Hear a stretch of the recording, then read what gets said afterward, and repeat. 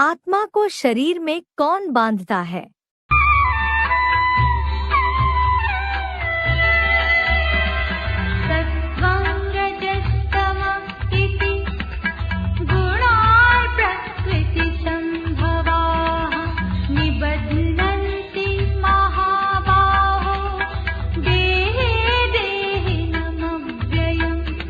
हे सहयोगियों रूप दीर्घबाहु, सत्वगुण, रजो और तमोगुण कालक्रमानुसार ये त्रिगुणात्मक रहने वाले ये प्रकृति रूप भी इसी मूर्तिमंत महादेव के शरीर से उत्पन्न हुए तीनों गुण अविनाशी आत्मा को तात्विक देह रूप अविनाशी पिंड में भली भांति बांधते हैं।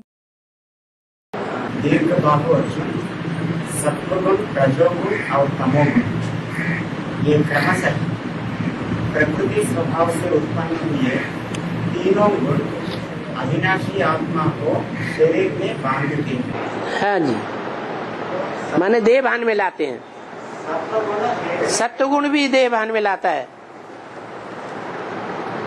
शिव जो है तीनों गुणों से त्रिगुणातीत है और हम आत्मा त्रिगुणातीत होने का पुरुषार्थ करते हैं, आत्मिक स्थिति में रह करके बाप को याद करके। उस बाप को जितना बुद्धि से संग करेंगे इतना हम भी त्रिगुणातीत बनते हैं, लेकिन है नहीं हम अभी त्रिगुणातीत। अभी हम प्रकृति के तीन गुणों से अच्छी तरह बांध के जा चुके हैं कलयुग के अंत में। हाँ, तो पूछना क्या है?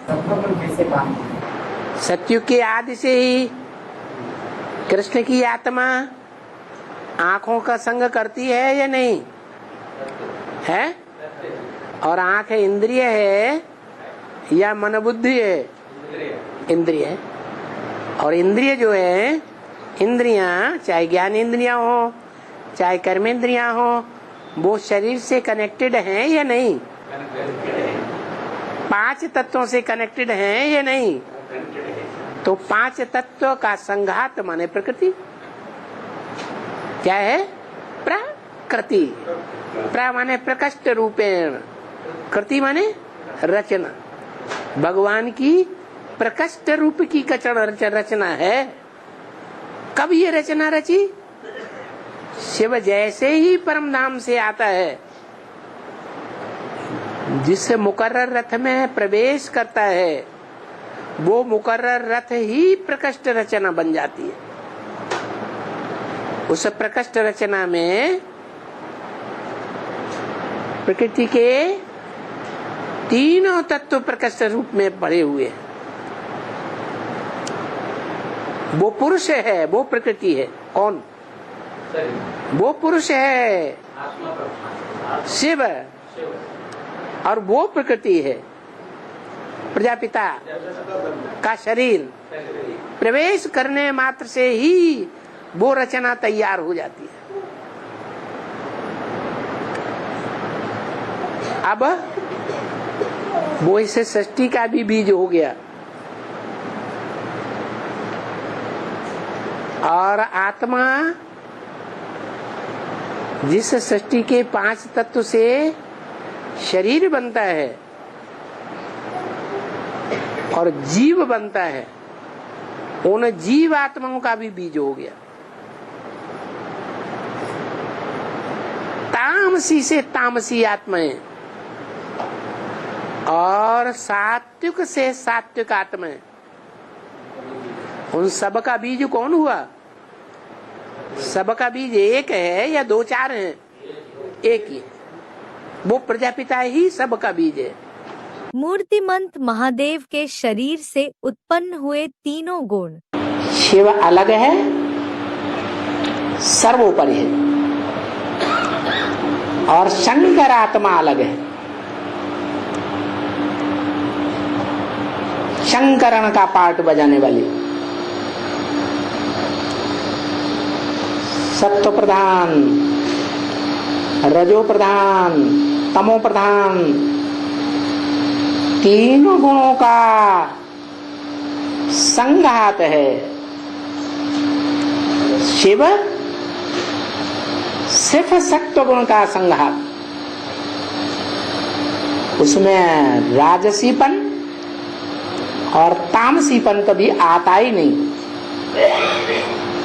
वो जिसमें प्रवेश करता है उसमें इन तीनों गुणों का समावेश होता है।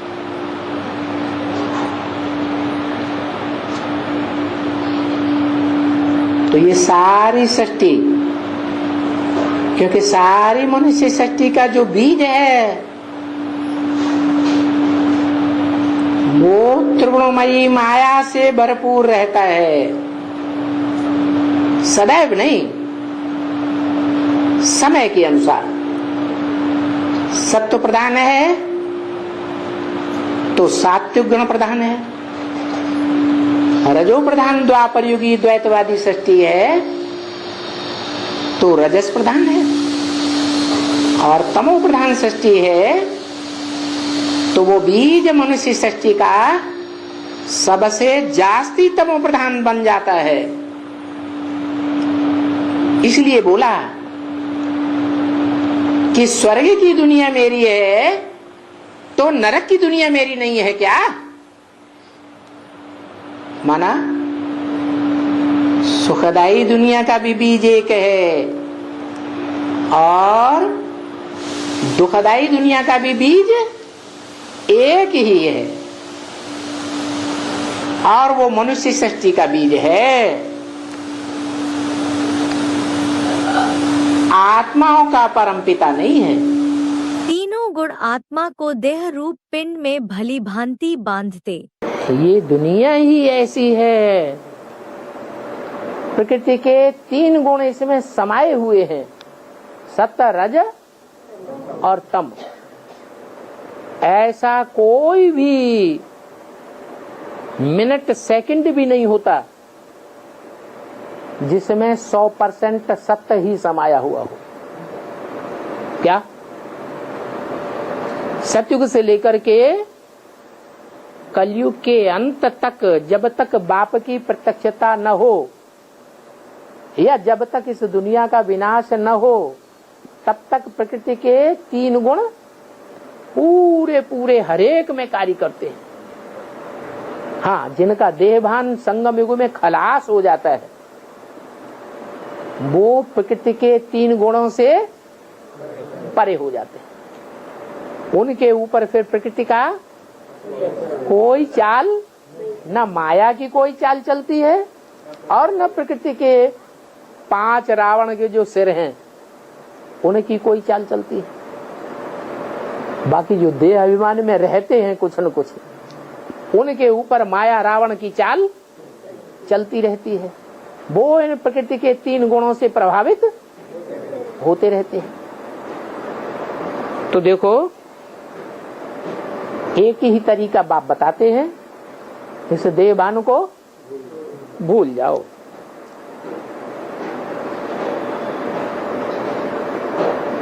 सतयुग आदि से ही आत्मा इस सृष्टि पर आती है और देहभान में गिरना शुरू हो जाती है, प्रकृति के चंबे में आ जाते हैं। भले प्रकृति सतो प्रधान होती है तो भी हमें बंधन में बांध तो लेती है ना, देह अभिमान के बंधन में। तो प्रकृति सारा कार्य करवा रही है या हम कर रहे हैं? है? प्रकृति ही सारा कार्य करवा रही है। प्रकृति के तीन गुण सत्व रज तम वो सदैव इस सृष्टि पर 5000 साल काम करते रहते। मनुष्य क्या समझता है? देह अभिमानी मनुष्य समझता है हम कर रहे हैं।